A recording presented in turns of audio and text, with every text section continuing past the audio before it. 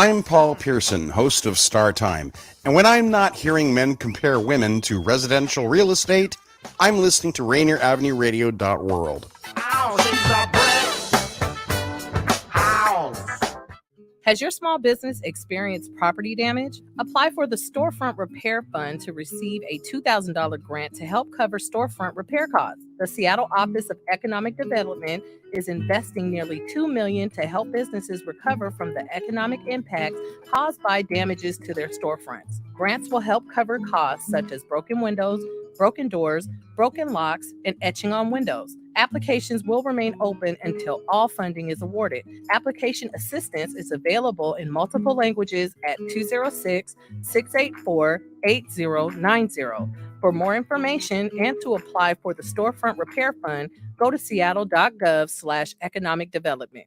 Women are not an homogenous group. We face discrimination differently depending on factors such as ethnicity, age, socioeconomic status, and more. Rainier Avenue Radio is proud to amplify women's voices. They are the experts of their own lives, initiating conversations within their community about challenges they face, the solutions they're working on, and the opportunities they see. Please join us this Sunday from 2 to 5 for Women's Voices on Air. We know our challenges. We are the experts of our lives. We are master multitaskers, prioritizing our family, friends, and our faith above our own needs. Our needs and voices are too often overlooked. Please join us this Sunday from 2 to 5 p.m. for Women's Voices on Air. We tell our stories in our own way. Welcome to the Fitness Corner. I'm your host, Mark Bryant, and you're going to get a whole total body workout on my show, starting off with a warm-up, aerobics, strength training, cool down, and stretching every Friday from 11:30 to 12 right here on Rainier Avenue Radio.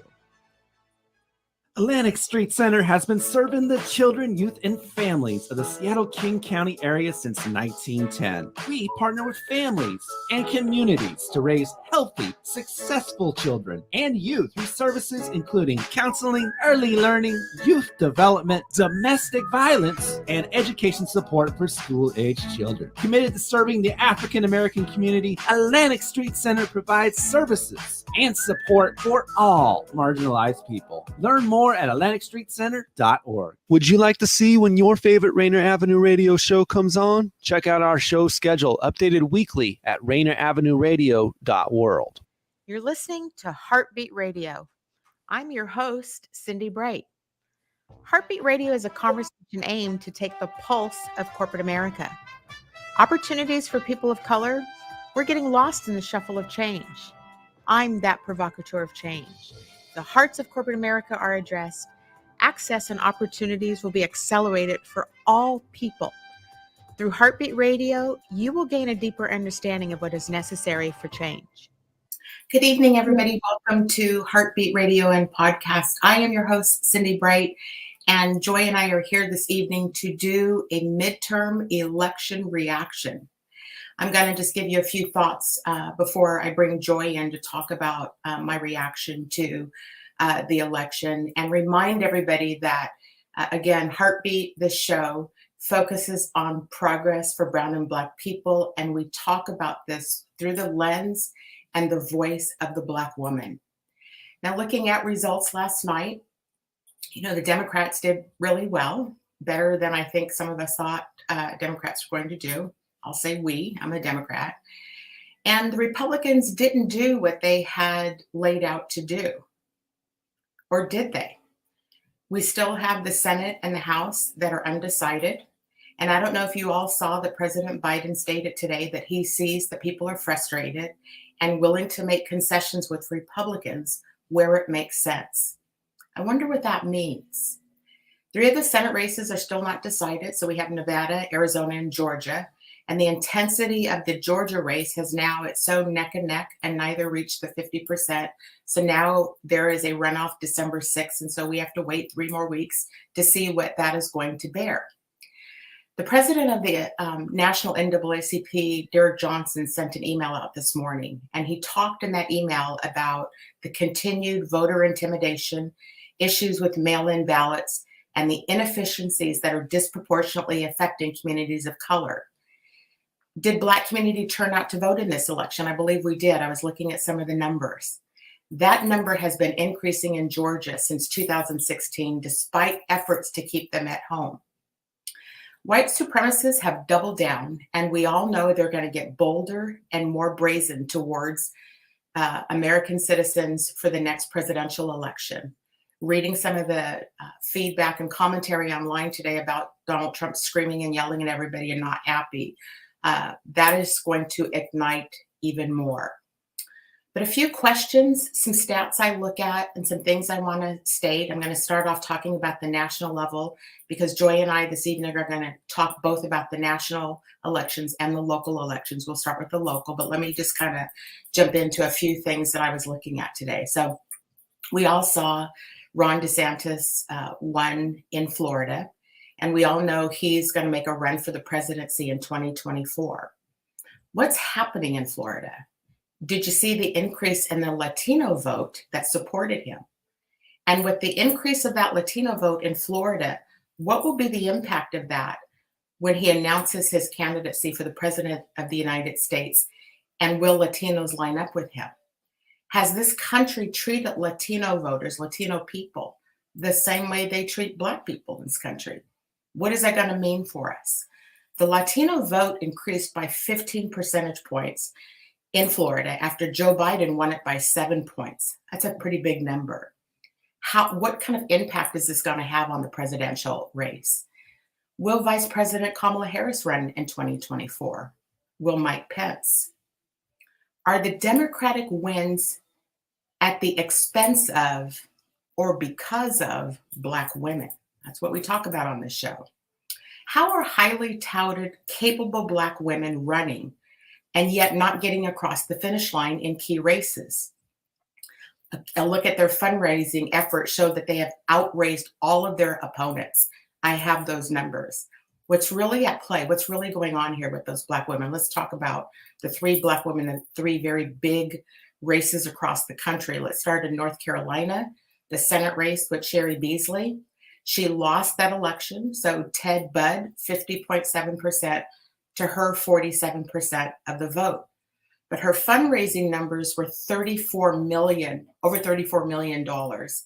And Ted Budd's were $12 million. So she raised almost 3 times as much money and she did not win. Would it have made a difference if Barack Obama and Joe Biden went to North Carolina to get out the vote instead of Florida? Second Black woman across the country, Val Demings, ran for the Senate in Florida, lost to Marco Rubio. Those stats were, his numbers were 57.7%. Val Demings' numbers were 41.3%. Val's fundraising was over $73 million and Rubio's was $46 million. So $30 million more dollars, she didn't get over the finish line. And then last but not least, there's Stacey Abrams. That one I think for me personally was the most difficult to see because I have watched how hard they've all worked hard. For some reason, Stacey stands out to me because I'm on her social media and I see the things that she's doing in her engagement in the community. But she raised nearly $8 million more in her race and she lost to Brian Kemp. This was her second attempt at the governor. Those are interesting things to ponder. I'm going to break that down even further. We'll say some good news is that the squad, AOC, those 6 members of Congress all won their reelection. So I thought that was a really good sign of progression or progress, or progressive thinking back in Washington, D.C. And here's some other interesting things I just want to point out. Why are white women numbers increasing voting for Republicans? Should this be a further concern for the Democrats? So if you look at in 2016, there was 53% of white women voting for Donald Trump. And in this midterm election, it's increased to 55%. So we have over half of the white women in the United States of America voting Republican. What is that? What is happening there? How will this also play out? We are right now in the middle of a Supreme Court review of affirmative action and likely to turn it over. Diversity progress, gender is directly correlated to diversity progress, and white women are gaining from that statistic. And so why they're voting Republican, and while this Supreme Court turnover could likely happen, is beyond my ability to comprehend. Joy and I will talk about that. Is white supremacy more acceptable? And and I'm just going to put this in quotation, are our allies continuing to sell out Black women for their own personal gain? Will the Democratic strategy change for 2024? What is it? What do we think they're going to do? Will they pat themselves on the back for where we've gotten today? Will they pivot? What do we think about all of that? And then why are Black men aligning with the Republican Party? Should the Democrats be taking a different strategy with Black men? And in doing so, they will have to address the very number one issue that's happening to Black men, which is the policing and the murdering of Black men in the streets. Okay, we all see what's going on with Herschel Walker, and I showed you last week the video on Pastor Jamal Bryant talking about the lowest common denominator of character. We're not focusing on educated Black men. We clearly should be. Exit polls in 2020, there were 3 exit polls conducted. The range for support of Donald Trump ranged from 11 to 18%. What is fueling that? What is happening there? We actually have a race here in Washington State in the 47th district. We'll talk about where we did have a Black man running on a Republican ticket who did not win. But at the local level here, so those are kind of my national stats that I was looking at and pondering some questions about the things we need to start discussing as a community, as elected officials. We have to start wrestling with these type of issues. At the local level here in Washington State, there's several things that stood out to me. First off, King County is the largest county we have in the state, and they produced the lowest voter turnout. So as of 4 p.m. today, there was 35.58% of voters in King County. Why is that? I don't know. Joy and I will talk about that. What do we believe is happening? And to compare that to some of the other close counties in terms of size, Pierce County, so again, King County pulls in 35.5% of the votes. Pierce County pulled in 46.66%. Snohomish County, 36.31%. And Spokane, 39.63%, so almost 40% there. Statewide, the number looks like 38% right now. Black women are doing well in Pierce and Snohomish County. So if you think about Marilyn Strickland, our Congresswoman, Victoria Woodards, the Tacoma mayor. Interesting enough, Seattle has never had a Black woman mayor. We've had 2 Black men with Norm Rice and Bruce Harrell. Why is that? We have Tawana Nobles in Tacoma doing well. And in the 44th district, the Snohomish area, we have 3 elected officials who are doing well: April Berg, Brandy Donaghy, and John Lovick. So how are they winning, but the largest county, King County, is not having that success? What is up with that? What barriers are there? Who left most votes on the table, I guess is my question. And how do we begin to increase voter turnout? And one last thought before I bring Joy in with me is, does the lack of endorsement for campaigns that include Black women in King County, and I'm going to mention Amijah Smith, not that race in the 37th district with Chupalo, congratulations to him, and Amijah, but they didn't endorse, King County Democrats did not endorse them, nor did the 37th district. How is the lack of endorsements impacting Black women's ability to vote and get elected into office? What is happening to Black women who are running on these national tickets and literally running themselves into the ground to win, and they're not getting over the finish line? All right, let's bring Joy in with me tonight, because that's a lot of the digging I was doing today, just kind of looking at some of those numbers and trying to get my head around what's happening. Joy, what's your reaction before we jump into the local races with all of that, how I just kind of laid that voter turnout. That's the biggest thing for me right now, is the voter turnout. And I think you just touched on that. And I'm looking at the numbers for King County 2018 versus 2022. So in 2018, we had 74% returned. And in 2022, King County's at 51.3%. I saw somewhere where the Secretary of State is saying he's thinking that the turnout for the state is going to reach 70%. And I'm like, I don't think so. So it's was that Steve Hobbs? Well, it was just an article online. I don't know if he said it or what, but I'm like, where are these people? Like, that's my question. Where are you and why are you not engaging? So to me, I think the biggest thing is, why are folks not engaging? So if you go on to the Secretary of State's website, people can do that. Returned ballots by age. We're looking at 25 to 34-year-olds. There are 65% of those folks are not returning their ballots. Where are you? Where are those folks? But a better question is, why are you not returning your ballots? That is, I think that is at the heart of that. In the 35 to 44-year-olds, we've got 53.3% not returning their ballots. And I'm like, okay, so what's happening here? Well, you all should be coming and talking to your elected officials, talking to the state party.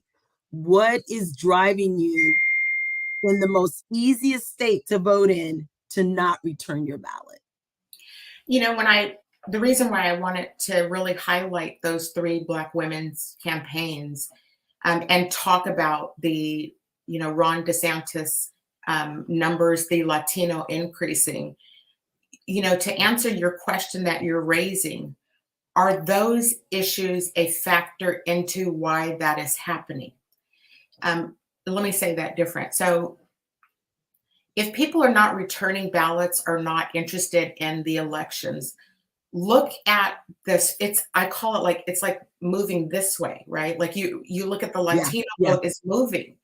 And when you see the president say today, he can tell that people are clearly frustrated. My words would be, people have been screaming at the top of the mountain, election after election after election after election, saying we need change. Right. And the first 2 years of him, the president in office, it felt like an arm wrestle to get some of the very minimal things that the brown and Black communities are asking for. Correct. And so it can't be a surprise to any elected officials that you're not serving the constituents, you're not listening to what people are saying, right. And then you expect voter ballots to turn out. I saw so many posts online. There were some things that were so disturbing, and that people said about why they have just opted out, and people have opted out now. So those are real issues, and that's why I really wanted to start with the national level, because you can see it clearer that way. And particularly when you look at the amount of fundraising, the fundraising. Somebody's decided to text me all night tonight while I'm on air. You can see the amount when they're bringing in $30 million more dollars, and we know money wins races, but people aren't coming out to vote. Right. Except their competitors, they're pulling in the vote. What does that say?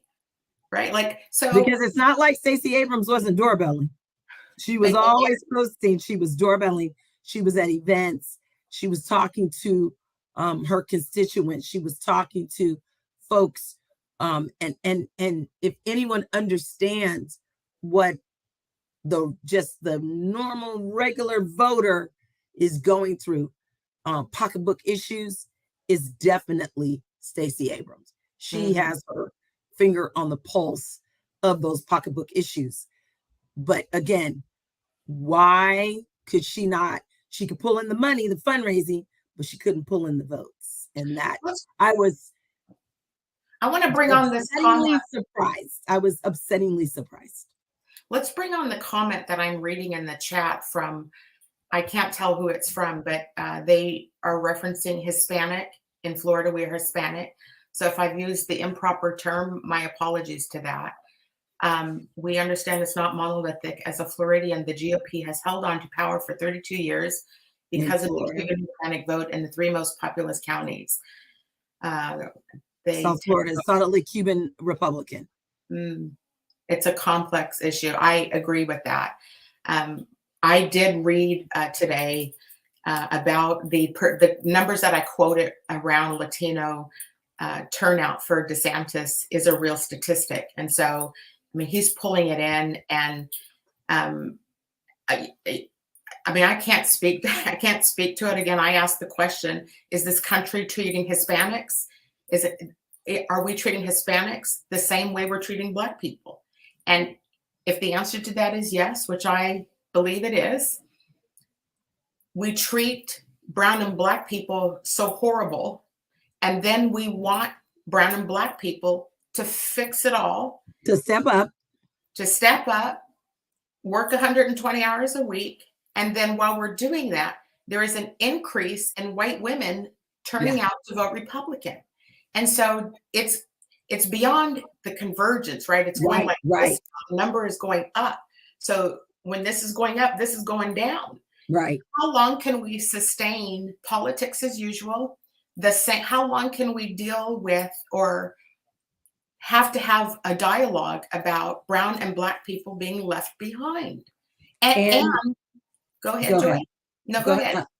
I was going to say, and we are consistently asking women of color to step up and run for office and raise all this money and put themselves out there, and they can't get across the finish line, like we talked about earlier. Put themselves out there for public scrutiny, to be abused by the public, to have to deal with, the name. We don't say this lightly. We don't say this like we don't know. We say this because we know, because we were in their shoes, and that's why we say this. At the state level. So we think about, we weren't subject to, I was going to say a much broad, because they were brought, they're U.S. senators. So the volume and the intensity of which for us, it was intense at the local state level. Right. Let's talk about some of the local races here, because I don't want to say this is all gloom, because we did do some really good things here in Washington State.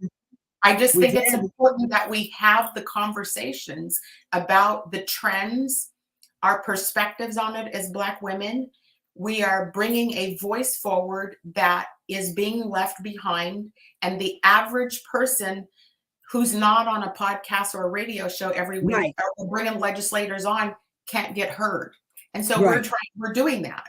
Right. So let's talk locally about some wins here. Let's start off really quick with what were your thoughts about the numbers I said about King County, and the fact that that's the largest county and it had the lowest. What do you think about the get out the vote there in King County? Do you have a thought? Everybody just thinks it's Democratic. And so they're like, we're Dems, we're progressives, everyone will vote. But I'm going to say, and I'm going to continue to say this, Democrats are bad at messaging. We're bad at offense as well as defense.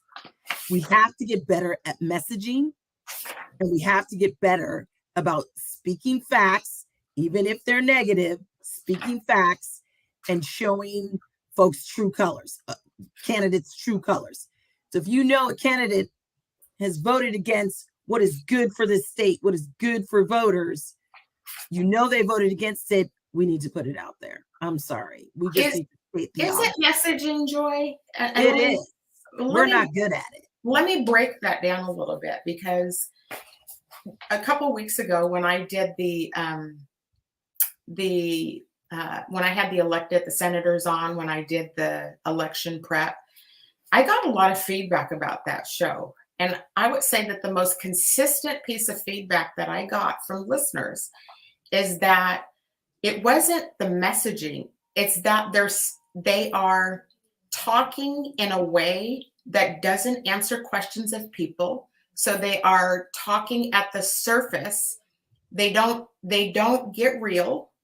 They don't acknowledge what people's concerns are. They sit on a fence and they play both sides because they're afraid to alienate. So they're afraid that they're not going to get funding or unions or whomever to uphold their campaigns.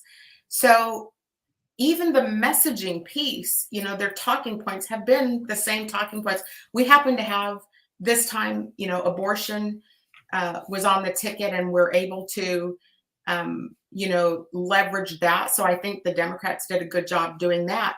But the reality is that they don't acknowledge, and I'm going to use the word authenticity, and they don't. I love it. And they don't answer a question. I mean, I remember asking this question on that show a couple weeks ago. I said, we know that the last 2 legislative sessions have gone to COVID relief, getting the state back out. But I said, all of the people still impacted by that is Black business. We have healthcare, like all these things. This is all brown and Black communities. And I asked the question specifically. I said, will Black people be a priority in legislative session in January? And there was a dead silence for a few minutes. And I let the silence go because I wanted to see who's going to answer that question and how will they answer the question. And Senator Cooter, to her credit, leaned forward and said, yes. And she started, like, no one ever, they don't even answer a question, yes or no. It's always some mumbo jumbo about whatever their talking points are. And it never really gets to the heart of these issues. So let's talk about brown and Black community, right? We've been pushing for, national level, pushing for student debt relief. To watch that dialogue go on and to see how they were responding, they're not satisfying their constituents. No, because we want a whole student debt relief, not a portion of student debt relief. No one has just 10,000 or 20,000. Thank you. Right? Thank you. Let's say it a little louder for the people in the back. What does it cost? Who the hell has $10,000? So that's an example, I think, of what I'm trying to get at is that's tone deaf, because you give us crumbs. That is what brown and Black people have had to endure in this country, is scraps and crumbs. And the United States brown and Black people are saying enough. And for President Biden to say today, I can tell some of you are frustrated. I don't think frustrated is the right word, personally. People are downright done. And so it's costing elections because we are not hearing and we're not solving problems for which we all work and pay their salaries. And we're all working and giving them health benefits while we're sitting out here fighting the fight of trying to keep roofs over our head, working 2 and 3 on the jobs, table, gas in the gas tank, right? So that fundamentally is what is at play and what is on the ticket. And so here we are. Let's go back to Washington State, because we did do some good things and got some people in some good seats. And I want to talk about those candidates. But I definitely wanted to highlight, are they listening? Somebody tag President Biden right now as I'm live. Start paying attention to those of us who are out here fighting the fight on behalf of people, and let's solve problems for American people. And the real solution, not the little tiny bit solution. I think so. Butterick, who's on our feed right now, said scrapping indifference to get little crumbs. Mm-hmm. Yeah. Hello. Mm-hmm. Just a teeny bit here and a teeny bit there. We have to make some big, bold moves for all the different issues that are at play right now. Starting with Black and brown folks, starting with police accountability, not just in our state, but in our country as a whole. We're not saying we want to take more police off the streets, but we are saying we want Black and brown folks to stop getting killed. That's what we're saying. And we want white officers held accountable for the murders. When they do, absolutely. You shouldn't have to take 2 years to get somebody prosecuted, and we shouldn't have a crook getting ready to announce his candidacy for the president of the United States again, who's a treasonous and all the things this man has done, and he's still out there. This justice system must change. And we better get it together quickly because January 1 is coming. So can we get this together between now and January 1? Can we get it together? Can we make him pay before January 1? All right, we're going to take a quick break. Boy, that's the quickest half hour that we'll have. Oh, Daniel's telling us to break already. We're going to do a break and we'll be right back. That upper Saks, our favorite black businesses. Assuming I'm rooting for everybody that's black. Yeah. Yeah. Assuming I'm rooting for everybody that's black. Yo. Look. This is Paul Pearson, host of Star Time. And when I'm not busy tearing the roof off the suckers, I'm listening to Rainier Avenue Radio.world.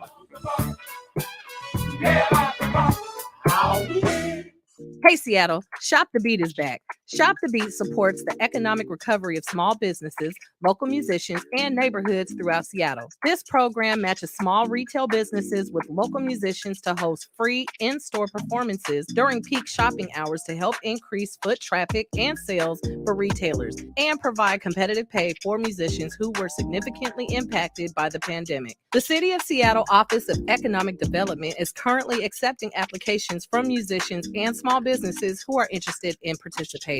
Apply for Shop the Beat at seattle.gov/economic development. Applications end December 1st. Rainier Avenue Radio presents All Music, All Day Saturday. Music, all day Saturday. This is Edwin Bailey, Bulldog Blue, Jazz from the Cabinets. That's right. It's time once again for Jazz from the Cabinets with Big Poppy. Star Time. Thanks for tuning in. My name is Paul Pearson. This is Star Time. Saturdays, all music, all day. Reggae Hour, K-Fox Nightmare. Looking for the perfect beat? Yeah, it's the beat of the Fox. Fresh Juice with D-Money in the group. Myself, Blue Money. Nice Eyes Patrol. Taylor Hart. Resistncia, the Northwest Rap Gang. DJ Medina, Chad Cheddar, Northwest Rap Gang. Sergio Lacour's Love Line. It's Sergio's Love Lines with Sergio Lacour. Go into the phone line. Tell them who we talking. Sea Monster Radio. Mo Jams. It's your jam. We're live. Welcome to Mo Jam Mondays. This is KZ of KZ Music Media. Caller Goddess for Mo Jam Mondays. Just my opinion. God is inspiration. Music. All day and all night. Saturdays on Rainier Avenue Radio.world. Hey, this is Paul Pearson. I've hosted the R&B show Star Time since the very beginning of Rainier Avenue Radio, and after years of featuring tracks from the 50s through the 80s, Star Time now plays R&B and hip-hop from the 1990s as well. A whole half-century of soul, funk, hip-hop, and more on Star Time, Wednesdays at 2 p.m. on Rainier Avenue Radio. This message is brought to you by Public Health, Seattle and King County, the Washington Department of Health, Washington Chapter AAP, and Within Reach. No matter where your classroom is, whether in person or online, routine vaccinations protect your child from serious diseases like measles, mumps, and chickenpox, and they keep your child safe, healthy, and thriving. Need help finding a provider? Visit parenthelp123.org or call the Help Me Grow Washington hotline at 1-800-322-2588. This is Rainier Avenue Radio.world. That upper Saks, our favorite black businesses. Assuming I'm rooting for everybody that's black. Yeah. Yeah. Assuming I'm rooting for everybody that's black. Yo. Welcome back to HeartBeat Radio and Podcast. I am your host, Cindi Bright, with Joy Stanford here with me this evening. We can bring her again. We were going through a lot of data and a lot of conversation about the national level, and I had broke out.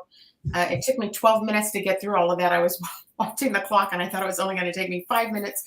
But I was sharing a lot of information that I thought the public would want to hear, the statistics around some of those national races, both in terms of not just their wins, but what their fundraising looked like compared to their counterparts, and they still lost. And so I'm asking the questions around, what is happening here what's happening, why we can't get Black women particularly over the finish line, despite the efforts of what's going on. I'm asking the questions around in Florida, the Hispanic vote that turned out numbers for DeSantis. I'm asking the questions, will that, the presidential election that's coming up, that's going to start here right after the first of the year when the next bout of elections, we'll get to that the show. And so I'm posing these kind of questions because I think we're derelict in not having this kind of a dialogue to our constituents. You are all voters. You are our listeners of this show every week. We do have elected officials listening. We're asking these questions. And we also want to hold our elected officials accountable to deliver results for brown and Black people in this country. It is time. And so I want to pick back up. We didn't get into a lot of the local races, but we did have some really good wins here in Washington State for some races. You want to talk about like some of the, let's talk about the 47th district. Let's start there. Claudia Kaufman, she's on top still. The election is not certified. So, right now she's sitting at 53.18 to Bill Boyce, Republican Party, Black man, 46.68. I think it's a little hard to come back from that. Not sure how many votes are left to count there. That's also another thing to say, what's left to be counted in that race. Thanks, Daniel. But pretty proud of her. But that's a lot of groundwork is what I will say. That's a lot of folks, chiming in. And can you put that back up, Daniel, please? Because I want to comment on that, her numbers. This is an important thing because we were talking about voter turnout before in the first half. Even though the percentages are different and they haven't declared it yet, but it really is a small number of voters between the two. It's 2,000 voters or under. Only 28,000 people voted. So far. Right. They're only counting 28,000 votes. So again, if we get out the vote, this is King County again. We talked about the King County being the lowest get out the vote. So what happens if more people get mobilized, and how do we do that? Let's also, this was an important one because again, as Joy just said, Bill Boyce is a Black man Republican, and I posed that question in the first half about the increase of Black men voting Republican and what's going on there. And I think that's a statistic that that the Democrats have to pay attention to and have to focus on solving Black men issues in this country, which is about trying to be able to live past 21, trying to be able to not get killed in schools, trying to not get killed by police officers, trying to not get incarcerated for smoking a joint, all the things that Black men face. Where is the responsibility now on behalf of the government to start helping Black men prosper? And because they're not, let's be real, they're not helping the Black community in the ways that we need the help. It's coming, what was that comment? That it's coming in crumbs, and we're supposed to be happy and thankful for that. So that's a real issue. Out of the 47th, we had some good wins in the, back to the 47th. Deborah Entman held on to her seat. She did. Let me pull that up real quick. There it is. Deborah Entman's at 57.45 to her Republicans 42%. But again, 28,000 people voting. What is going on? Like, there are way more voters in that district. Where are those people? It's the easiest thing ever. Fill your ballot out. Go down ballot. Down ballot, down to the last person. You are doing your homework. Going down to the last person, usually a judge. Okay? And you are just tossing it in your mailbox. But I'm pretty proud of her. She's a great representative for her district, for the state of Washington. She's done some great work, and we're sending her back to continue the work that she's doing. And, my observation of her also is that she's not afraid. So She's not.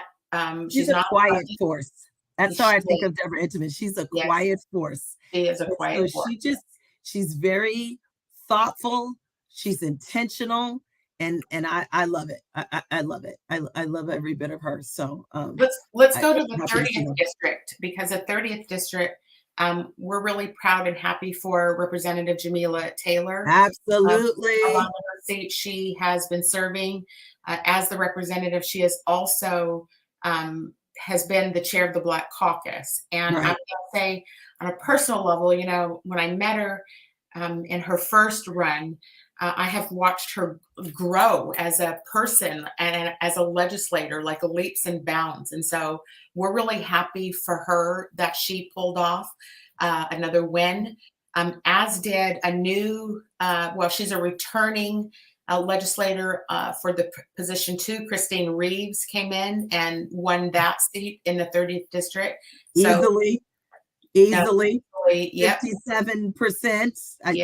Just, again, absolutely phenomenal thing to do after stepping away for a couple of years and then coming back into the legislature. So we hope that she's going to continue the work that she had already been doing to make sure that the 30th as well as the entire state of Washington benefits from her being sent back to the legislature. Definitely. And then let's not forget about our all Black 44th. Before we go there, I want to mention Senator Claire Wilson in the 30th. Absolutely. Also. So Senator Claire Wilson. Up, Daniel. Yep. There she is. Yep. So 55 to 44. And it's interesting between Claire and Jamila, right about the same number. Do you see the total votes counted? Yeah. It's not like that in my district. Let's go to the 26th district then, because that's a problematic district. Let's see. Absolutely. Let's see. Absolutely. Let's look at some house. So you go to Senator Emily Randall. Yep. Okay. So there's 53,000 votes. Okay. And she's at 52%. You just scroll down a little bit down to Addison's, roughly 52. What that says to me, some people didn't even vote in this race. Why is that number? Who voted in one race did not vote in the other. Correct. Now go down to the next one. Again, Matt Macklin ran in the same seat I did. 52,000, not 53, not 52, not 50, 52.8, right? But some people didn't go down to his race. And when they did, they voted for the Republican because he's Let's look at what was Emily Randall again? Go Let's back scroll back up to that. Yeah. 27. He got 23. He got 23. So Emily got 27,700 votes. Matt Macklin got 23,631 votes. Let's go to the 40. Yeah. Let's go to the 44th district. That's Snohomish County. That's one of the ones we reference with. That's our all black There delegation. we are. John Lovick easily won that one. Yeah. 40,000 people. Let's go down to Brandy's 40,000 people. There's a difference.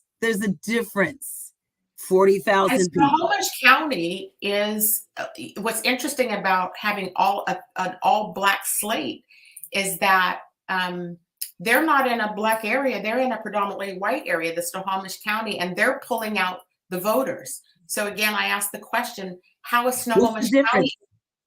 How are they getting out the vote? And how is King County, who's got the diversity in it, not? How do we talk to these voters who are not voting? How do we do messaging that connects to them and their issues?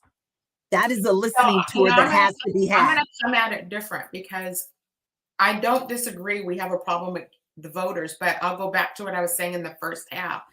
To incent people to vote means that we actually have to listen to what constituents want. And there's too many young people. We did have a really awesome. I believe it was in Florida, a 25-year-old Gen Z actually win an elected Yep. seat. And I was so happy to see somebody in that 25 generation. years old. 25 years old.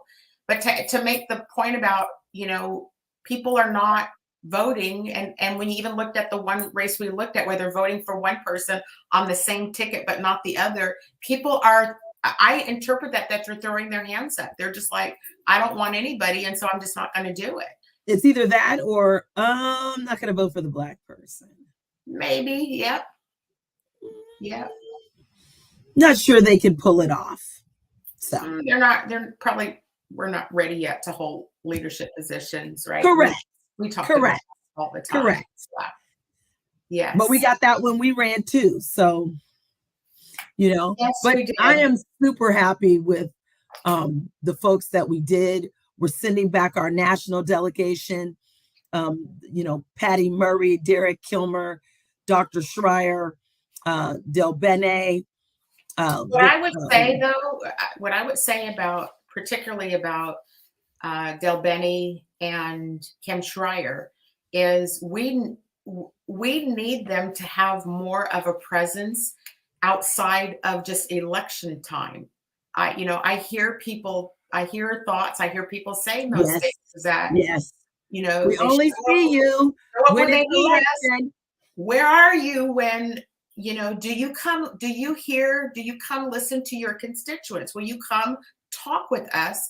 And I will say when Del Bene's district was flood ridden, and Schreier, I believe too, has an area where it's flood. They were here. They came back to the state and they were here and they were talking to the folks who were being flooded out.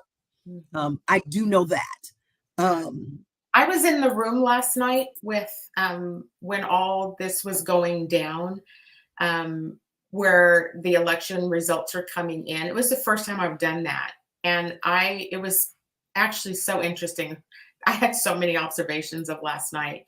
But I will say that Patty Murray is an impressive woman. And to listen to her speak and talk, you can tell she's all about action. And you can tell she has the DSC gene, right? The get shit done. You can tell that. And she had all of her family. There must have been 20 people on stage with her, all of her young, I'm sure, grandkids, great-grandkids, yeah. But I will say, so all of that is all good. Going back to strategy for 2024. Right. Can we afford to continue with 30-year politicians running on the next ticket? Those are the kind of things we have to wrestle with. Do we have to continue to have 82-year-olds rerun for office? And by the way, I can't wait to hear, I suppose now that we don't have decisions made on the Senate, the National Senate, we won't hear about what decision Nancy Pelosi is going to make about staying as the Speaker of the House. That's going to be fascinating to watch because, that can't be done until we get a certified election. Mm-hmm. And I listened to her talk with Anderson Cooper yesterday. I was listening to that interview, and I was telling you earlier today, I did have a lot of compassion for her listening to her talk about what her experience was with her husband. I thought it was all over the news when I was in California this past weekend. They showed her street. Her street is blocked off. Mm-hmm. You better live on that street to be able to get on that street right now. Mm-hmm. But you're right. I don't think any family should have to endure that. But after 4 years with the guy who shall not be named, because I really hate saying his name, after enduring him and enduring the January 6th riot, let's call it what it was, riots, insurrection, I do believe people feel emboldened to take that kind of action onto someone and to someone's family, which then makes people pause when you say, hey, we really think you should run for office.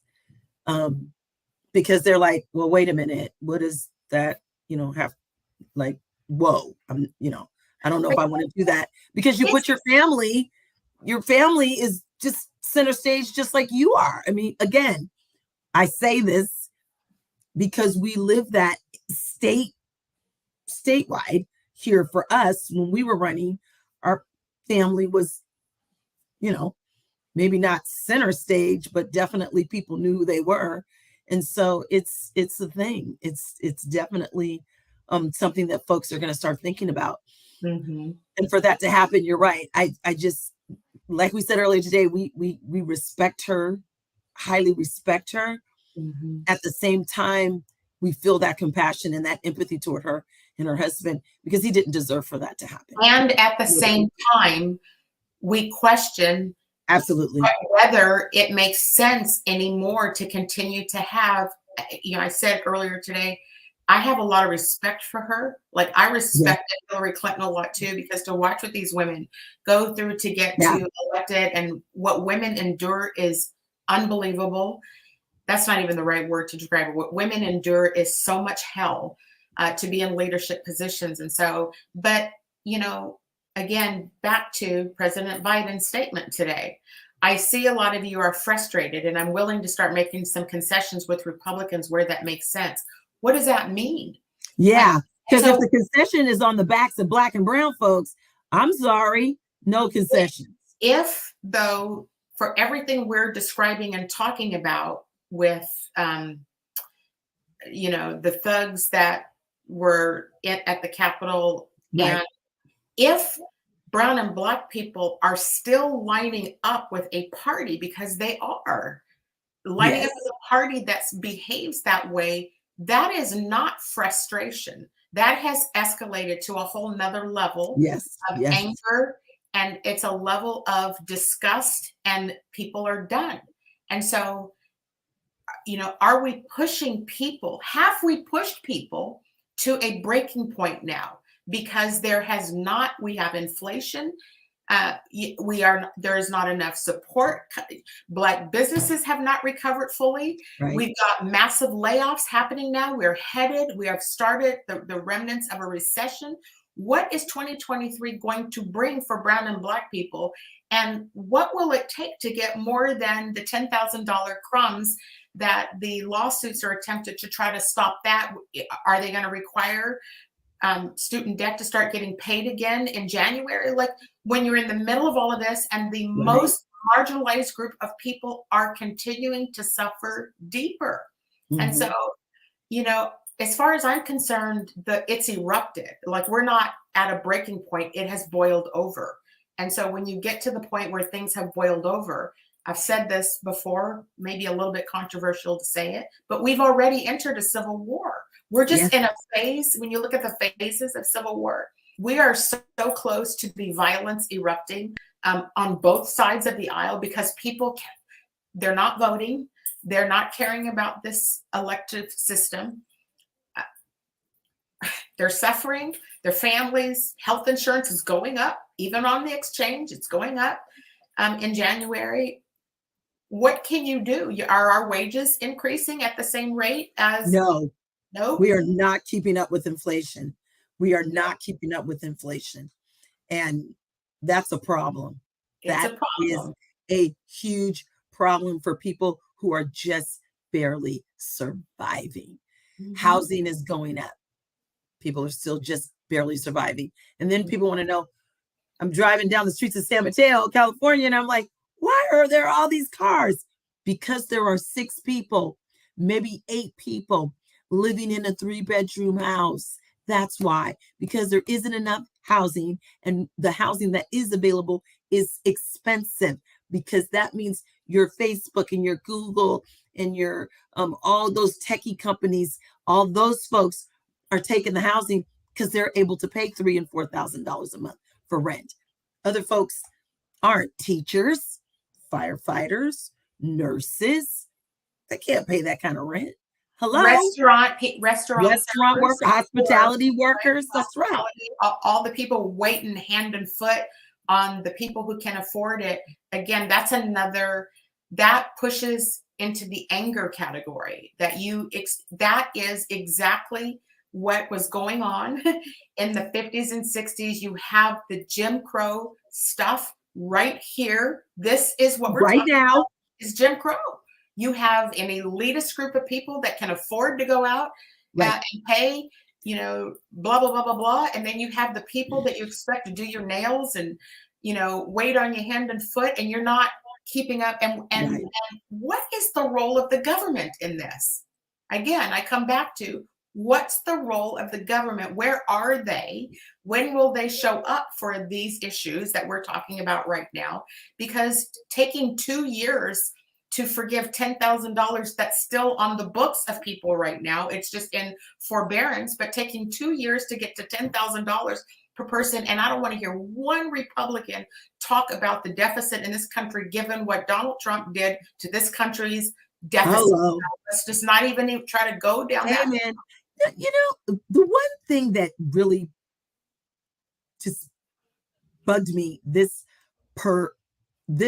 cycle was, we are in the midst of them saying, oh, we're the party of moral values and, you know, pro-life, but you put up folks to run for office who are not those values. Yeah, and no one says anything. Michelle Dotson just hit at one of our viewers. Let's put up what she said, because it is the only way we're going to solve this problem. Let's get it up there. No, the one before that. Reparation. It's reparations. Reparations. They don't want to hear it, but there is no way. Let me quote that statistic again that I quote often. And I had Craig Dawson, chair of the Washington Roundtable Business Warehouse. GDP spent on Black business was $1.2 billion. In a state that has a 6% Black population, that number should be closer to 24 billion. You cannot make up the delta between 1.2 billion and 24 billion by giving 2% increases year over year, hiring people into salaries that are below market value, bringing them in at the 70th percentile. That's all my HR stuff. Bringing them low. You can't fix this problem without reparations, period. And so that's not equity. That is not equity. And to not have had that topic on the top of the ticket right now, right? We can't say things that are going to alienate white people. And so they don't want to talk about the realness of what needs to happen in this country. And without us attacking that problem on reparations, that is going to be unpopular by the 55% of the white women that are putting Donald Trump in office, because they view that as entitlement, and the entitled them. Whew, we're running out of time on the show. I can't even go down that now. But that goes right back to the show we referenced several weeks ago, the Miss America show. Mm-hmm. Hello. That referenced it right there. Those women were all stepping up. Oh, we love being Susie Homemaker. We are pro-life and, you know, no abortions. And they were right back where they started at the end of that series. But look, I'm at the point. Having not gotten anywhere. I think many Black women are at the point where we can't change the white women. Like, the numbers are continuing to grow. With their support for Republicans, and even the ones who are voting in the Democrats right now. You know, my challenge to white women Democrats is to go collect your cousins, because y'all have some work to do in your communities and in your families to help solve this problem. We can't solve it as Black people, as Black women. We are just destroyed by these women in the workplace, in so many facets, and we can't get on an even playground until we start dealing with repairing the damage that has been done to brown and Black people in the state of Washington. Acknowledgement and repair. Pay the fee. #pay the fee. The fastest show we've ever done, Joy, The day I spent all day reading and writing and trying to understand what's happening, and we still have a lot more to go. So we've got over the next 3 weeks, we're going to be watching, getting ready for these runoffs in the Senate. I just want to take a minute and say thank you to everybody. I had a lot of people texting me today asking me, what's your take on it, Cindi? And I'm like, join the show tonight. I can't respond to text messages today, but we are grateful to have you as followers and listeners, and we're grateful that you bring your issues onto the screen so we can see what's on your mind, so that we can continue to be the voice to represent people that are not being heard. So this will be continued. We'll continue next Wednesday. Thank you everybody for joining us this evening. Have a good evening. We see you next week. That up in Saks, I favor black businesses. Assuming I'm rooting for everybody that's black. Yeah. Yeah. Assuming I'm rooting for everybody that's black. Yo.